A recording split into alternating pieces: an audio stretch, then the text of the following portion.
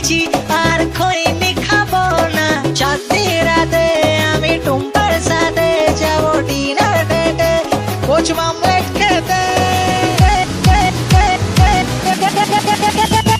টুম্পা থাকে না খসেতে না টুম্পা, তুই আমার বুঝকি সোনা টুম্পা, তোকে নিয়ে দীঘা যাবো টুম্পা, গেরা বলে কাছে যাবো টুম্পা।